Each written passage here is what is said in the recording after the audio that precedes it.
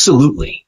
Let me now explain everything in even more detail, step by step, using very simple words, real-life examples, and clear explanations.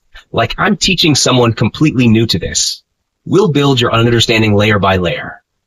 What is a mixed economy? Very simple meaning. A mixed economy is like a team made of two players. One, the government. Two, private people or private companies. Both help run the country's economy. They work together to make things, sell things, and provide services. They share the work. Let's break down the original text line by line. 1. State and private sector both to have economic roles. Simple meaning. State equals government. Private sector, private people and companies. Both have important jobs in the economy. Example. The government builds a public hospital. A private company builds a shopping mall. Both are helping society in different ways. 2. Private sector to play those roles where invisible hand, the motive of profit, can work properly. Let's break this up. The private sector does jobs where they can make profit, earn money. Invisible hand means if businesses try to make profit, they often end up helping others, even if they don't plan to. Example. A pizza shop wants to make money. So it makes tasty pizza, sells it at a good price, treats customers well. The owner gets profit, but customers also get what they want. That's the invisible hand. No one forced the shop to help, but it happened naturally. 3. Production and supply of private goods, which people use by purchasing them from their own income, is the best example in this case. What are private goods? They are things that you buy with your own money. Only you can use them once bought. Example of private goods. A sandwich, a pair of shoes, a video game. You pay for them and only you enjoy them. These are good for private businesses because they can make profit. 4. But state is not prohibited from playing this role. Simple meaning. Even though private companies usually make these things, the government can also do it. Example. A government factory might produce low-cost shoes for the poor. So both government and private companies can make private goods. 5. Those roles which private sector will not be motivated to play due to absence of any profit element should be better taken care of by the state. Simple meaning. Some things are important for society, but don't give profit. So private companies don't want to do them. The government should do these things. Example, cleaning roads, running public libraries, protecting forests. These things help everyone, but don't make money, so businesses usually avoid them. 6. Supply of the public goods is the best example in this case. What are public goods? They are for everyone to use. You can't stop people from using them. One person using it doesn't reduce the amount for others. Example of public goods: streetlights, parks, police service, fire service, national defense, army. These are usually provided by the government because no one can really make profit from them easily. 7. But private sector is free to play this role also. Simple meaning. The private sector is allowed to provide public goods too, if they want to. Example. A private company may build a free public park in a neighborhood, or a private foundation could provide free education or clean water in a village. Even though it's rare, it's allowed. 8. The economic roles played by either state or private sector may not remain fixed for all times to come and may get modified as per the needs of the time. Simple meaning. The jobs of the government and private sector can change over time. Depending on the situation, one may do more and the other may do less. During a war, supply, factories, hospitals. During peace, it may give more control back to businesses. This change is normal and helpful. 9. Regulation. Things like rules, competition, taxation, etc. of the economic system to be taken care of by the state. Simple meaning. The government sets rules for how the economy works. These rules help keep things fair, organized. Regulation. The government checks. Are businesses being fair? Are workers being treated properly? Are companies paying taxes? Are customers safe? It also prevents monopolies, one company taking full control, pollution, cheating, and scams. Example. The government can stop a company from selling fake medicines. It can also stop one big company from destroying small ones unfairly. 10. It means mixed economic system is not a kind of finality which the market or non-market economic systems use to be rather continuous. Change looks its main feature, capable to modify as per the socio-economic needs of the hour. Simple meaning, a mixed economy is not fixed like a rule book. It is flexible, like clay. You can shape it, depending on the country's situation. Sometimes the government takes a bigger role. Sometimes private companies do more. It changes as the country's needs change. Example, during COVID, governments gave free vaccines, food help, and jobs. They did more. Later, private companies opened up and did more business again. 11. This way, the long-drawn debate about the possible role of state in economy decided. Simple meaning. For a long time, people argued, should the government control everything, or should private companies control everything? Mixed economy says they should work to fight over control. Final, deeply simple summary. A mixed economy is like a family where the parents, government, take care of things that everyone needs, like rules, safety, roads, lights. The kids, private companies, take care of that, like running shops, making phones, selling food. They each have their own jobs, but they help each other too. If the world changes, they can switch roles, or help each other more. That's the beauty of a mixed economy. It's smart, fair, and flexible. Would you like me to draw a simple chart diagram to help you picture this visually?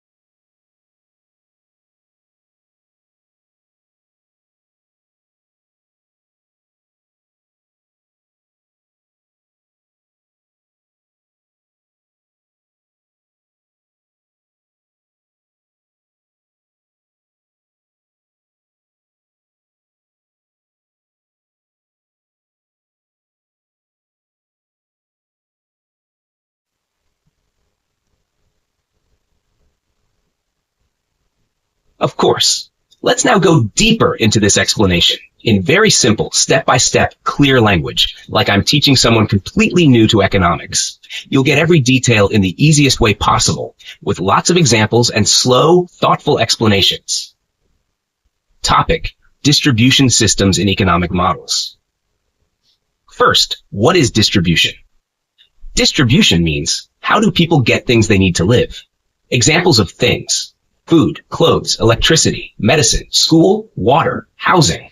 Some things people buy, some things they get for free, some at discounted prices. This system, how things reach people, is called a distribution system. 3 economic systems equals 3 distribution styles. There are 3 main economic systems in the world. 1, capitalist economy. 2, state economy, or socialist economy. 3, mixed economy. Each one has a different style of giving or selling goods to people. Let's understand each in great detail and with examples. 1. Capitalist economy. What kind of system is this? It is run mostly by private businesses. The government does very little. People use their own money to buy what they need. How does distribution work here?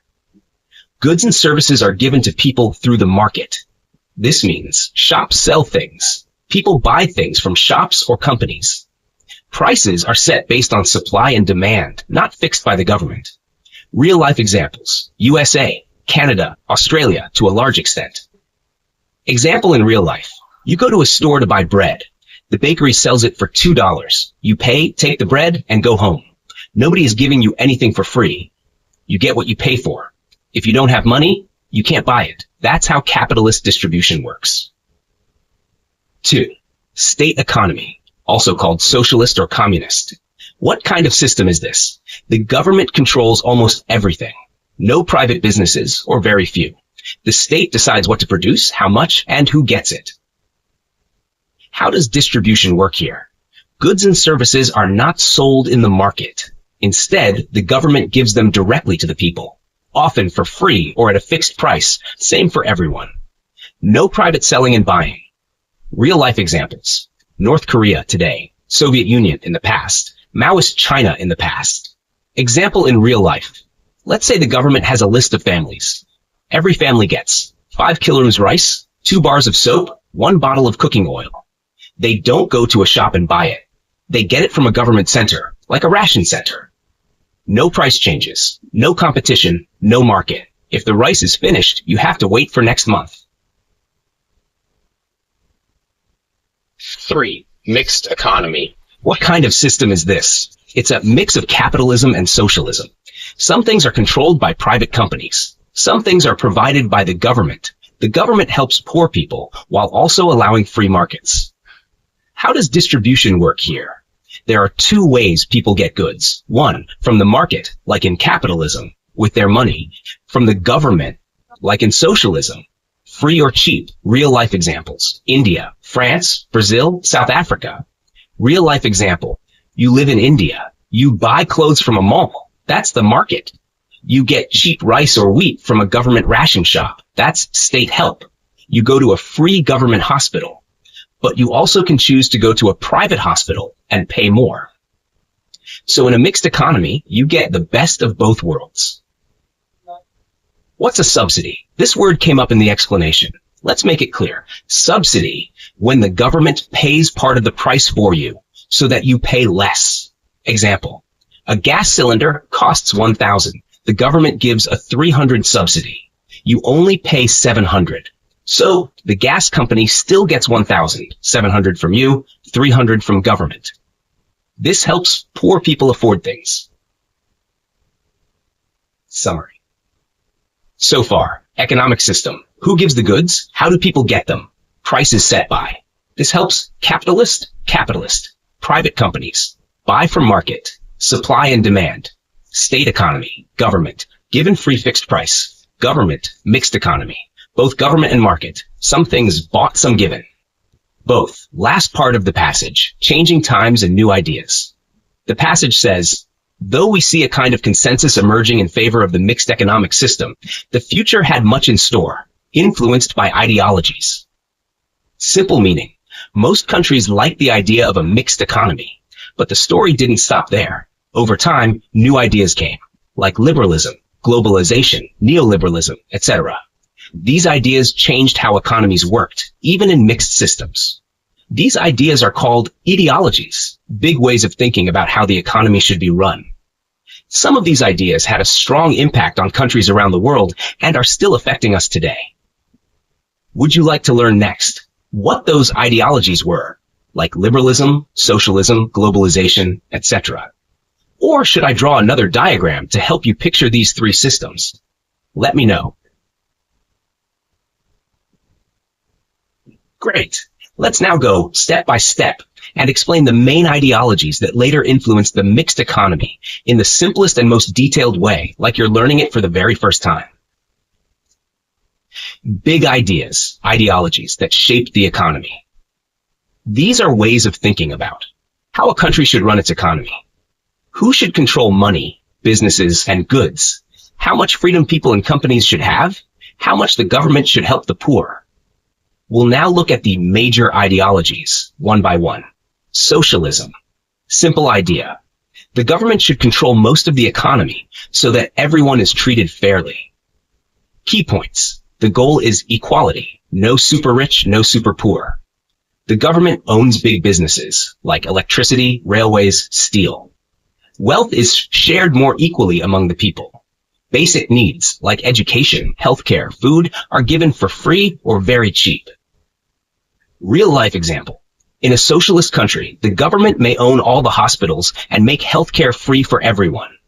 No one becomes very rich, but no one is left hungry either. Influence on mixed economy. Even in mixed economies like India, you'll see free government schools and hospitals. That's socialism working inside the mix. Now 2. Capitalism, liberalism. Simple idea. Let people and businesses do what they want, and the economy will grow. Key points. People can start any business, sell anything, and earn as much profit as they can. The market decides prices, not the government. Very little government control, only rules to stop cheating. Focus is on freedom, growth, and competition. Real-life example. You open a toy shop. You choose your price. If people like it, you earn money. You can grow as big as you want. If your neighbor opens a better toy shop, customers may leave you. That's competition. Influence on mixed economy. In mixed economies, private businesses are encouraged and people can choose where to buy things, like in capitalism. 3. Neoliberalism. Simple idea, a modern version of capitalism. The government should do even less, and the market should do more. Key points. Came in the 1980s, especially in the West. Governments started to privatize, sell government companies to private owners. Less government spending on subsidies and free services. More power to private companies. Focus is on global trade, foreign investment, and growth through private sector. Real-life example. A government airline is sold to a private company to make it more efficient. Fewer free goods from the government, more services to be bought from private companies. Influence on mixed economy. India followed many neoliberal ideas after 1991. Opened global trade, sold some government companies, reduced subsidies. 4. Globalization. Simple idea. The world is connected. Let countries trade and share more freely. Key points. Countries buy and sell goods to each other. Foreign companies can set up business in your country. People can use goods from all over the world. Real-life example. You buy an iPhone made by a US company, assembled in China, used in India. Indian software engineers work for companies in the US. Influence on mixed economy. Most mixed economies, including India, opened their doors to global trade after 1990s. It made economies grow faster, but also created challenges like job loss in small industries. Quick comparison table. Ideology. Who has more power? Goal. Good things, worries, / problems. Capitulated challenges. People and businessism. Socialism. Government. Helps poor, free services. Less innovation, slow growth. People and businesses. Profit and freedom, fast growth, more choices. Rich-poor gap can grow. Neoliberalism, businesses and markets, privatization and trade. Efficiency, global trade, private jobs. Cuts to welfare, job insecurity. Globalization, global businesses, worldwide growth, access to global goods and jobs can harm local industries. Final summary. At first, countries chose one system, capitalism or socialism. Later, mixed economies became popular, a blend of both. But new ideologies came. Socialism pushed for fairness. Capitalism pushed for growth and freedom. Neoliberalism pushed for less government. Globalization connected the whole world. These ideas changed how mixed economies work. They made them dynamic, always adapting and evolving. Would you like me to create a simple diagram to show how these ideologies influence the mixed economy?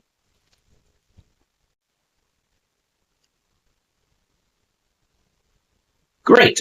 Let's break down the idea of the Washington Consensus in the easiest way possible, like I'm talking to a curious kid with no background in economics. I'll explain word by word, line by line, and give examples so you understand everything clearly. Washington Consensus. Washington Consensus. The word consensus means agreement. Washington refers to Washington, capital city of the United States. So Washington Consensus means a group of powerful people in Washington agreed on some economic rules that they thought poor or struggling countries should follow to fix their economy. Where did this idea come from? It is a set of reform policy package which was suggested by the International Monetary Fund and the U.S. Department, i.e. the U.S. Finance Ministry, to the developing countries faced with economic crisis. Let's break it down. It is a set of reform policy package. A policy means a rule or plan. A reform means a change to improve something. A package just means a group of things together. So this is a group of new rules that try to improve how a country runs its economy. Suggested by the International Monetary Fund, IMF, World Bank, and the U.S. Department of the Treasury. These are big organizations that deal with money and help countries in trouble. The IMF helps countries that are very poor or in a money crisis. The World Bank gives loans to countries to help build schools, roads, hospitals, etc. The U.S. Department of the Treasury, it's the part of the U.S. government that handles its money. To the developing countries faced with economic crisis. Developing countries are poorer countries still building their economies. Economic crisis means they have serious money problems, like high prices, no jobs, high debt, or their money is losing value. So in simple words, these big money organizations from Washington told poor countries, we have some ideas to fix your money problems. If you want help like loans, follow these 10 rules. Why is it called Washington Consensus? Since all of these institutions were based in Washington, the policy prescription was called Washington Consensus by the U.S. economist John Williamson. All three organizations, IMF, World Bank, Treasury, are in Washington, D.C. An economist, money expert, named John Williamson gave this set of ideas the name Washington Consensus. So basically, a money expert saw that these three groups were telling countries to follow the same rules. So he said, let's call it the Washington Consensus. What are the 10 rules, policy prescriptions? Now I'll explain the 10 points they told countries to follow in the simplest way ever with examples. 1. Fiscal discipline. This means don't spend more money than you earn. Example. If a country earns $100 in taxes, it should not spend $150. That creates debt, like borrowing on a credit card. 2. Redirection of public spending. Spend more money on useful things, like schools, hospitals, instead of wasteful things. Example. If the government wastes money on parties or fancy cars, it should stop that and spend on clean water instead. 3. Tax reform. Make taxes simple, fair, and easy to collect. Example, rich people and companies should pay their fair share. Poor people shouldn't be burdened. 4. Liberalization of interest rates. Let banks decide the interest rates freely without government control. Interest rate equals the extra money you pay when you borrow. Example, if people want to save money in the bank, banks can offer higher interest to attract them. 5. Competitive exchange rate. The country's money, like the peso, rupee, etc., should be realistically priced against other currencies, like the dollar. Example, don't fake the price of your money to look richer. It causes problems later. 6. Trade liberalization. Allow free trade with other countries. Lower import taxes, called tariffs. Example, if you make shoes in India, let people buy shoes from China too. This creates competition and better quality. 7. Liberalization of inward foreign direct investment, FDI. Let foreign companies come in and invest freely in your country. Example, let a company like Apple build a factory in your country. This brings jobs and money. 8. Privatization of state enterprises. Sell government-owned businesses to private companies. Example, if the government owns an airline, sell it to a private company that may run it better. 9. Deregulation. Remove unnecessary rules that make it hard for people to start or run a business. Example, if it takes 1 year and 50 forms to open a shop, make it simple and faster. 10. Legal security for property rights. Make sure people's property is safe and legally protected. Example, if you buy a house, the law must protect it so no one can take it unfairly. Simple summary. The Washington Consensus was like a list of 10 rules made by powerful groups in Washington. They told poor countries, follow these rules if you want to fix your economy and get help from us. These rules were about spending wisely, encouraging businesses, letting foreign companies come, making trade and money rules more open and free, making sure laws protect businesses and people. Would you like me to explain each of the 10 points even more deeply, one by one, with more examples?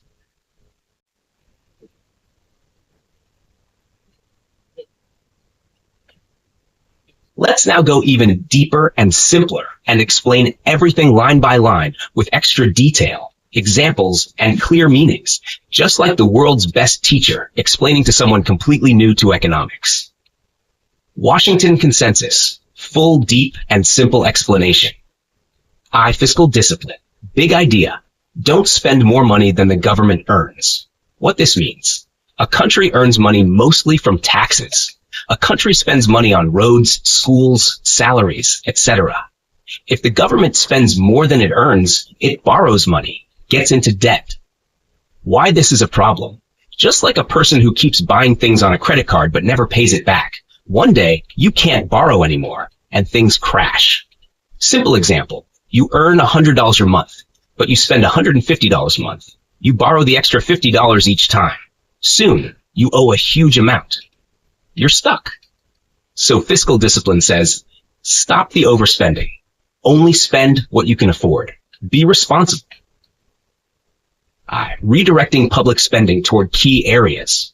Original words, a redirection of public expenditure priorities toward fields offering both high economic returns and the potential to improve income distribution, such as primary health care, primary education, and infrastructure. What this means in very simple English, don't spend government money on useless or flashy things. Spend money on things that, 1. Help the poor. 2. Help the whole country grow in the future. 3 good examples. 1. Primary health care, doctors, medicine, and clinics for basic health. 2. Primary education, teaching children to read, write, and do math.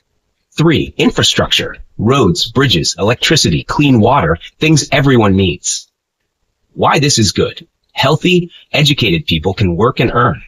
Roads and electricity make it easier to do business. These things reduce poverty and help long-term growth.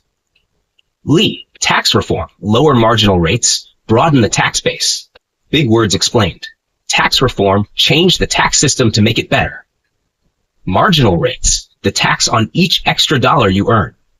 Broadening the tax base equals more people and companies pay taxes. Simple meaning. Lower the tax rates a bit so people don't feel punished for earning more, but make sure more people pay taxes, not just the middle class. Example, right now only big workers pay tax, but rich companies don't. The reform says, make the system fair, let everyone pay a little. Why this matters? More tax money for schools, hospitals, etc. Less tax cheating, encourages people to work harder. Interest rate liberalization. What is an interest rate? It's how much extra money you pay back when you borrow, or how much banks pay you when you save money. Liberalization means let the banks decide the interest rate, not the government. Why this helps? Makes money flow naturally. If rates are too low, set by government, people don't want to save. If rates are too high, people don't borrow. When banks are free, they compete and offer better deals. Example, if the bank offers 6% on savings, you might keep your money there. If you want to open a tea shop and borrow money, a fair rate helps you start. V. Competitive exchange rate. What is an exchange rate? It tells you how much your country's money is worth compared to another, like dollars or euros. Competitive exchange rate means let your money's value be realistic and useful for trade. Why this matters? If your money is overvalued, worth too much, your products become too expensive to sell to other countries. If it's undervalued, it helps exports but may raise import prices. Example, $1 equals 10 pesos, real value. If you force it to be $1 equal 5 pesos, people don't want to buy from you. So this policy says, let the value of your money be true and natural. Trade liberalization. What is trade? Selling and buying between countries. What is liberalization? Removing blockages like tariffs, import taxes, and quotas, limits. Why this is helpful? Freer trade equals more products, lower prices, more jobs. Countries can sell what they're good at and buy what others are good at. Example, India grows mangoes, Germany makes cars. Trade helps both get what they want at better prices. But you must also protect new local industries so they're not destroyed. Liberalizing FDI, foreign direct investment inflows. What is FDI? When a company from one country builds or invests directly in another country, like opening a factory. Liberalizing FDI means let foreign companies easily come and invest in your country. Why this helps? Creates jobs, brings in money, shares technology and skills. Example, if Samsung opens a phone factory in your country, people get jobs, local companies learn better techniques. Privatization. What is privatization? When the government sells its companies to private people or companies. Why? Private owners often work harder and more efficiently. Government companies can be slow, wasteful, or corrupt. Example, a government bus company runs late and loses money. A private bus company runs better and earns money. Caution. Privatization must be fair, not sold secretly to rich friends. Deregulation. Remove barriers to entry. What is deregulation? Removing useless, old, or complex rules. What are barriers to entry exit? Rules that make it hard to start or shut down a business. Simple meaning, make it easy for people to open a shop, start a business, or close it without too much trouble. Why this helps? People will feel free to try new ideas. Less paperwork, fewer bribes, faster progress. Example, instead of waiting 6 months and getting 20 approvals to open a bakery, make it one form, 1 week. X. Secure property rights. What are property rights? The legal right to own land, a house, a shop, etc. What does secure mean here? The government and courts protect your ownership. Why this matters? People feel safe investing or buying land and just take your things unfairly. Example, you buy a small farm. The law protects it as yours. You can grow food, build a house, and no one can take it unless you break the law. Now the last part. What happened later? The text says, in later years, the term became synonymous with neoliberalism in Latin America, market fundamentalism, as George Soros said in 1998, and even globalization. Let's explain this too. What is neoliberalism? It means believing the government should do less. The free market should do more. Less tax, less government jobs, more private business. Example, instead of the government running hospitals, private companies do it. What is market fundamentalism? This means blind belief in the market. Some people believed markets are always right. Government should never interfere. But this is dangerous. Why? Markets can fail, like during financial crashes. Poor people can get left behind if the government doesn't help. What is globalization? The world becomes one big marketplace. Goods, services, money, and people move easily across countries. Good side, more trade, more jobs, new ideas. Bad side, local businesses may get crushed. Poor countries may suffer if they're not ready. Final takeaway, super simple. The Washington Consensus was a list of 10 rules made by rich institutions to help poor countries fix their economies. It said, be responsible, Spend wisely. Open your markets. Let businesses grow. Trust the free market. But over time, some people said, this went too far. Markets alone don't fix everything. We still need fairness, care for the poor, and some smart government help. Would you like me to make a visual chart, a short quiz, or a mini story to help remember these 10 points?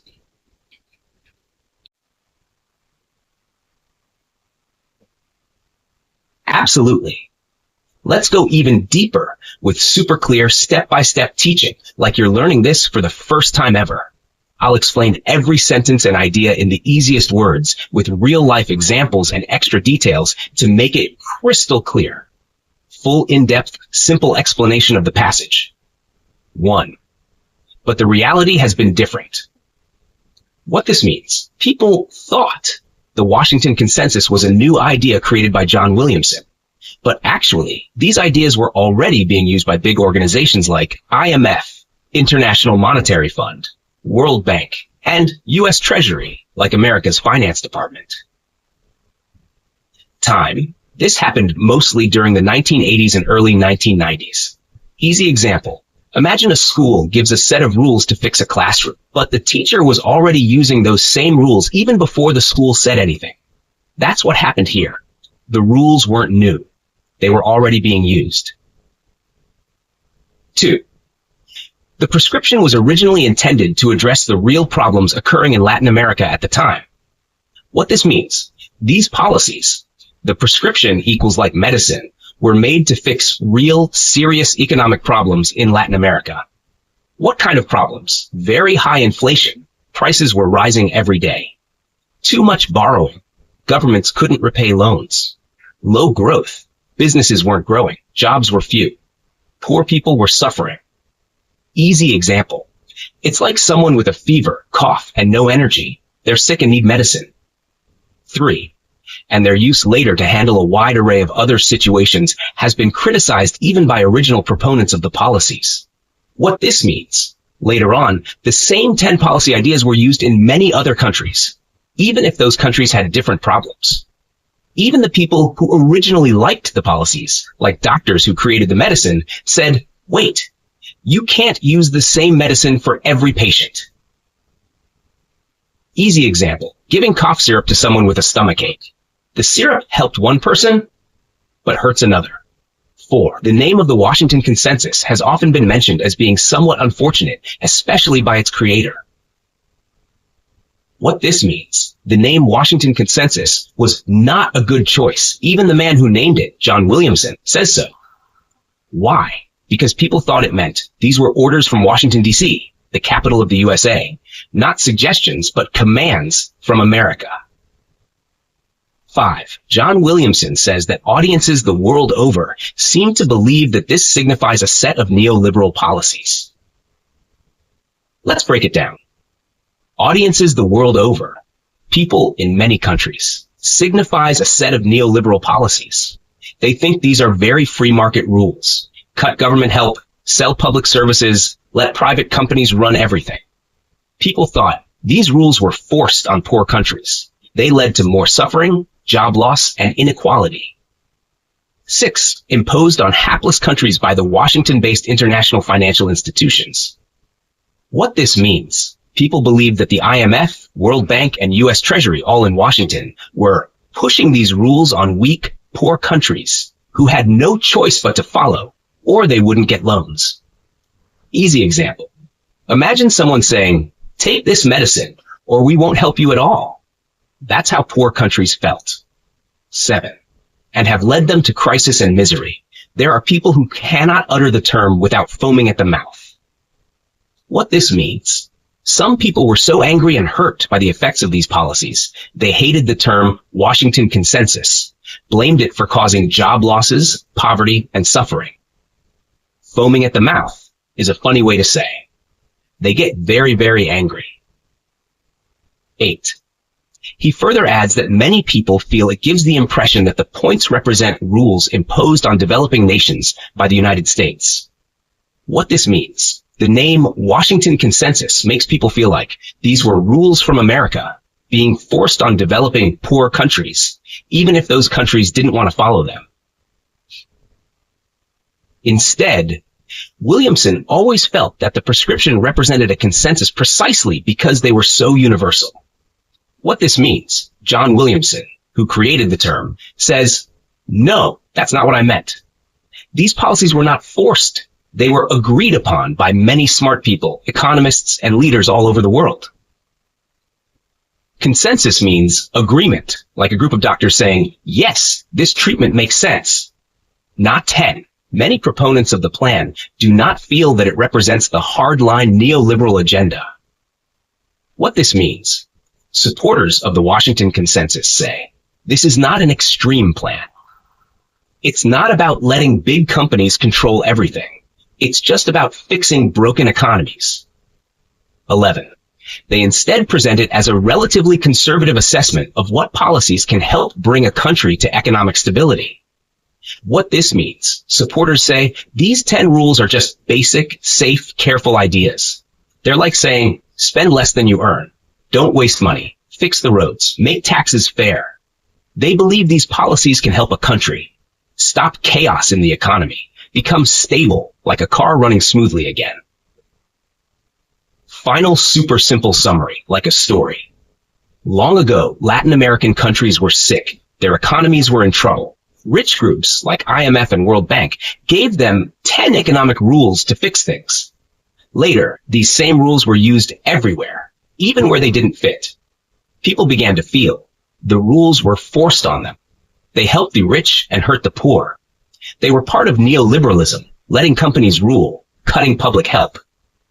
The man who created the name, John Williamson, said, no, these were supposed to be helpful ideas, not orders. And many smart people agreed on them.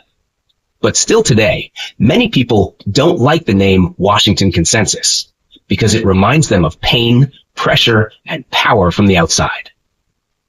Would you like this turned into a comic strip, summary chart, children's story, or flashcards to help remember it? Absolutely. Let's now go even deeper with great detail and in the simplest possible way, like you're a total beginner. I'll explain everything step by step, using super clear language, real-life examples, and easy comparisons, so it sticks in your mind forever. But the policy prescription led to processes which are known as liberalization, privatization, globalization, thus cutting down the role of the state in the economy. Step-by-step, super simple explanation. Let's imagine the country is like a house, and the government is like the parent in charge of the house. Before, the government, the parent, did almost everything. Cooked the food, ran companies, decided what you can buy and from where, controlled trade, set all prices, set how much things cost, didn't allow strangers in the house. Foreign companies weren't allowed much. This was called a controlled or closed economy. But then came the Washington Consensus. It said, let the market decide. Let businesses and people be more free. Let foreign companies come in. Don't let the government control everything. So this led to 3 big changes, often called LPG. 1. Liberalization, freeing the market inside the country. Fewer rules for local businesses. Less control over prices and products. Let companies grow without asking the government every time. Example. Before, to open a small factory, you needed 10 permissions. After liberalization, you only need 1 or 2. 2. Privatization. Selling government companies to private people. The government stopped owning so many businesses. Instead, private companies took over. Example. Before, Air India was run by the government. After privatization, it was sold to a private company, like Tata. 3. Globalization. Connecting to the world. Buy from and sell to other countries. Let foreign companies invest and open businesses in your country. Example. Before, only Indian companies sold shampoo. After globalization, you got brands like Dove, L'Oreal, etc. from abroad. What was the result of all this? The government started doing less in the economy. Private companies and foreign businesses started doing more. This is called reducing the role of the state. Next part, more so in the nations which got developmental funding from the WB or went to the IMF in times of the balance of payment crises, as in the case of India, which commenced its reform process in 1991 under the conditions of the IMF. Simple explanation. Let's break this into parts. Balance of payment crisis equals when a country runs out of foreign money, like US dollars, because it's importing too many things. It's not earning enough from exports. It can't repay its loans. Imagine you keep buying toys on credit, but have no money left to repay. You go to a friend, IMF, and ask for money. The IMF says, we'll help you, but you must follow our rules. India example. In 1991, India was in a big crisis. It had only 15 days worth of foreign money left. So India asked the IMF for help. The IMF said, yes, we'll give money, but you must liberalize your economy, privatize some companies, open up to the world, globalize. India agreed and started its economic reform that year. Next part. It was as if the Adam Smith's prescription of free market liberalism has taken its rebirth in neoliberalism. Easy explanation. Adam Smith was a thinker from the 1700s. He believed in a free market, no government control. He said, let people and businesses decide. The market knows best. The government should do very little. That idea faded for a while, but now with the Washington Consensus, it came back. Neoliberalism, new version of old liberalism. Free markets, less government, open economies. Next part. Experts believe that the U.S. subprime crisis of 2008, followed by the Great Recession across the Western developed economies, were rooted in the ideas promoted by the Washington Consensus. Easy explanation. In 2008, a big problem happened in the USA. It started with banks giving too many risky loans to people who could not repay. Those loans were called subprime loans. These people couldn't pay back, so banks lost a lot of money. This caused a huge financial crash in the USA and then around the world. We call this the Great Recession. Experts say this happened because banks had too much freedom, thanks to ideas from the Washington Consensus. No strong rules. Belief that markets will fix everything. But it didn't work. Instead, it caused chaos. Post-recession period has seen a clear erosion of faith in market and a rising sentiments in favor of state intervention in the economy, i.e. rising faith in the idea of development state. Easy explanation. After the crash of 2008, people started thinking, maybe the market doesn't fix everything. Many began to say, we need the government to step in and help. We need the government to protect people and control big companies. This is called a return to the idea of a developmental state. Developmental state equals a country where the government plans the economy, helps poor people, builds roads, schools, hospitals, protects small businesses, keeps prices fair. Final super simple summary. Washington Consensus told countries, free your markets, sell government businesses, open to the world. India followed it in 1991 when it was in crisis. These ideas gave freedom to businesses, but also reduced government power. In 2008, that freedom caused a global crash. After that, people started to want more government control again. Would you like this part also turned into a comic strip, poster, or infographic?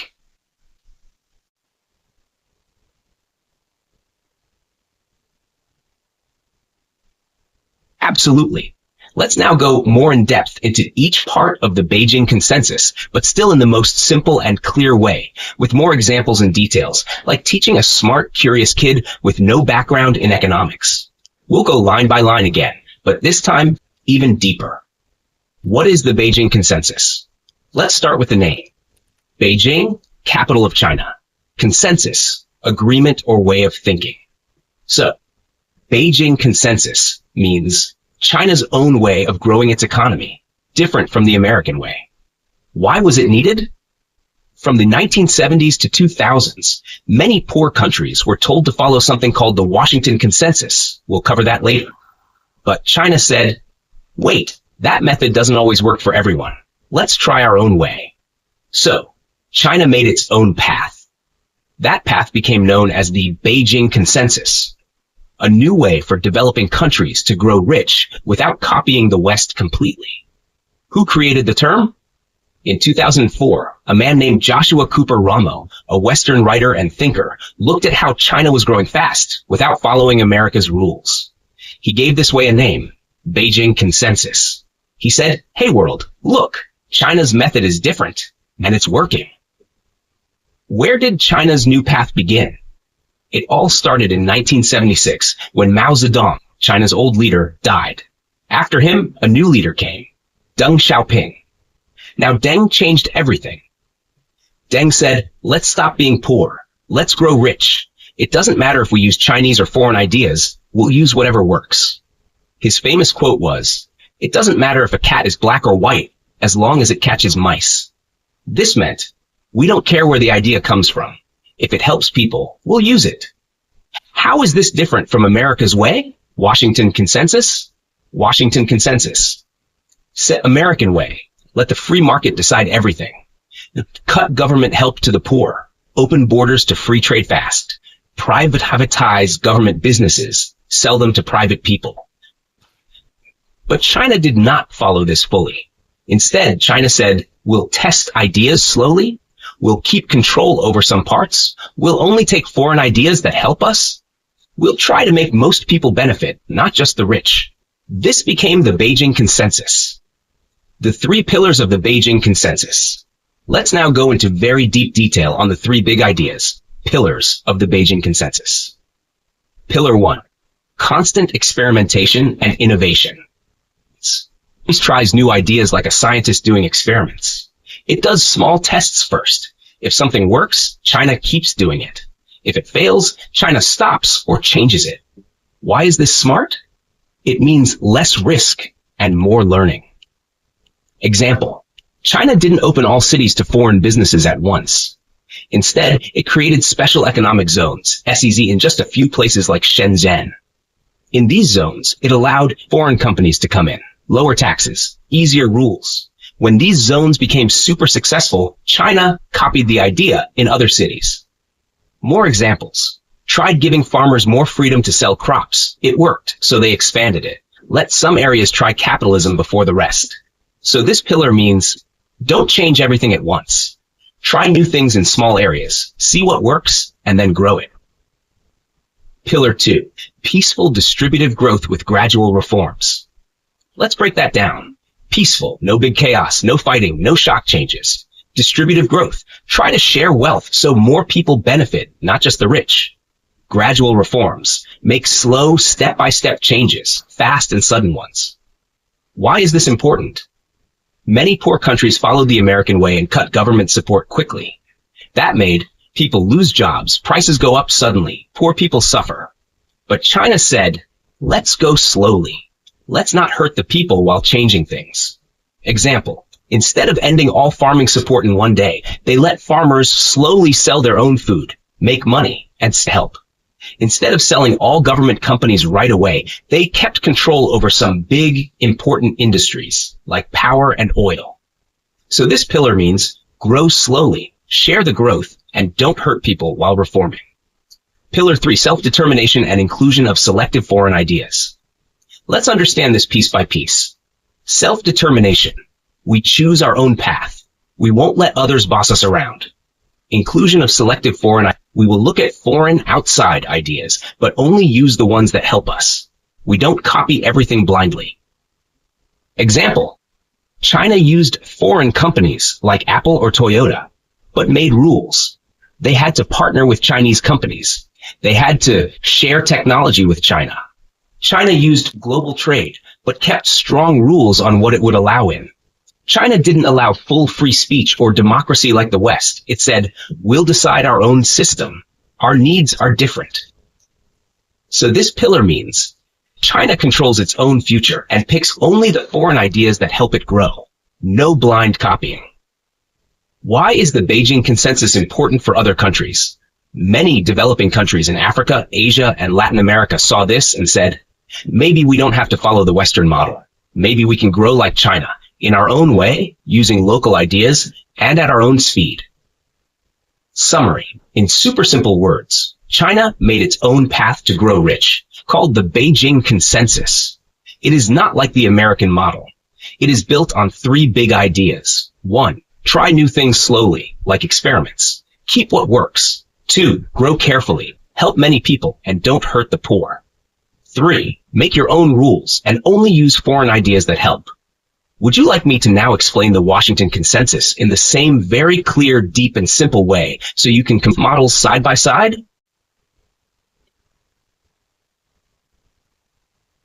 Of course. Let's go line by line, explain every single part in the easiest and clearest way possible, just like a kind and patient would explain to someone with no background in economics. I will also add examples and extra explanations to make it crystal clear. Let's begin. Original sentence 1. Oil received higher attention in recession hitting the Western economies when China remained still dynamic. Experts portraying it as China's alternative to the liberal market approach of the Washington Consensus. Breakdown in super simple words. The model. This means the Beijing Consensus. This is the way China runs its economy, with a mix of government control and market reforms. Received higher attention. More people started looking at it, talking about it, and thinking it might be a good idea. In wake of the Great Recession, after a big economic crash in 2008, called the Great Recession, when many rich countries were in trouble. Hitting the Western economies. It hurt countries like the USA, the UK, Germany, and other developed countries. When China remained still dynamic, while the West was struggling, China's economy stayed strong, growing fast, making money, creating jobs. Experts portraying it as China's alternative. Some smart people started saying, maybe we should try China's way instead of the American way. To the liberal market approach of the Washington Consensus. The Washington Consensus means letting markets be free, not much government control. Open trade, low taxes on imports. Letting private companies grow. The Beijing model was seen as more government guidance. Slow changes, not fast shock reforms. Active opening to foreign trade. Simple meaning of the whole sentence. After the 2008 crash hurt the US and Europe, many people began paying attention to China's way of running its economy. China was still growing, so experts started saying, maybe this Chinese way is a better option than the American free market system. Original sentence 2. Whether the developing countries should embrace the Chinese model has been a contentious issue. Breakdown. Developing countries equals poor or growing countries like Nigeria, Bangladesh, Brazil, etc. Should embrace the Chinese model.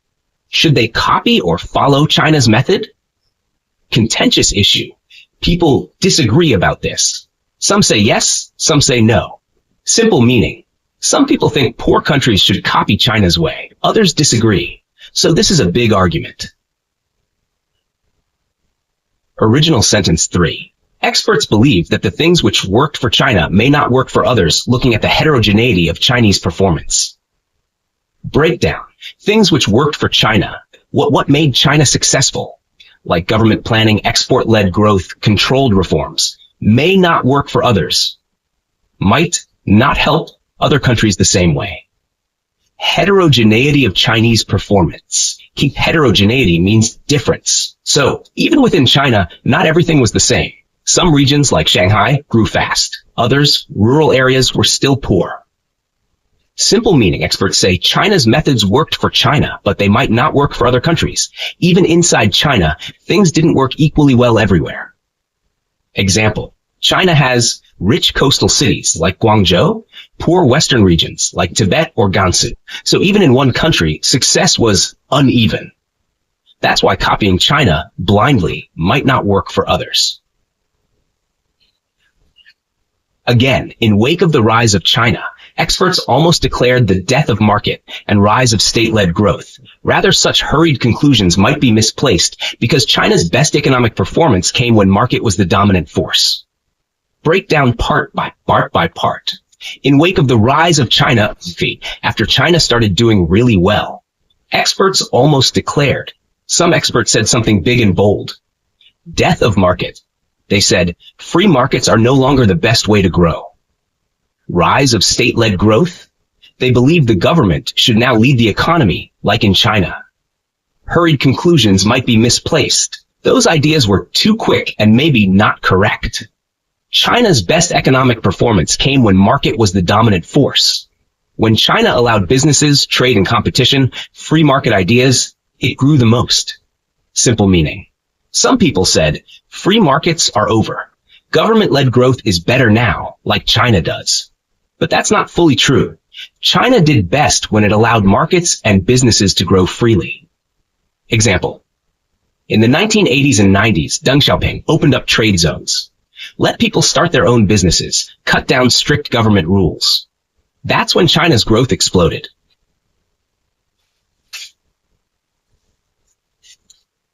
To original 2010, we find rising interest in this model across the developing world. But once the Chinese growth took a downturn in recent times, experts have advised double caution in blindly following this model. Breakdown. Till 2010 equals up to the year 2010. Rising interest. More countries were excited to try the Chinese model. Across the developing world, in many poor growing countries, Chinese growth took a downturn. China's economy slowed down recently. Experts have advised double caution. Experts are now saying, be extra careful. In blindly following this model, don't just copy China's way without thinking or checking if it fits. Simple meaning. Before 2010, many poor countries wanted to copy China. But now that China's economy has slowed down, experts say, be very careful. Don't follow China's model without thinking. It may not work for you. Some experts believe that the rising protectionism across the world, especially the USA, the UK, and other places, has been caused by an inclination towards this model only. Breakdown. Rising protectionism. More countries are protecting their local industries by limiting imports, adding taxes to foreign goods, supporting local companies. Across the world, in many countries. Especially the USA, UK, and other places, in rich countries too. Caused by an inclination towards this model, equals. Some experts think this happened because countries were starting to copy the China model, which is more closed and controlled. Simple meaning, some experts say, countries like the US and UK are starting to protect their own markets because they were influenced by China's model of strong government control and limited openness. Final super simple summary. 1. After 2008, the West struggled, but China kept growing. So, many countries looked at China's model as a better way to grow. 2. Experts debated, should poor countries copy China? But maybe what worked in China won't work everywhere. 3. Some said, the free market is finished. But actually, China's best growth happened when markets were more free. 4. By 2010, many countries loved the China model. But when China's growth slowed, people started warning. Be careful. Don't just copy it without thinking. 5. Some say that more countries are closing off trade and protecting their own companies because they're influenced by China's model. Would you like me to now show you a very simple chart comparing the Beijing consensus versus Washington consensus with examples, pros and cons, and what each one means in real life?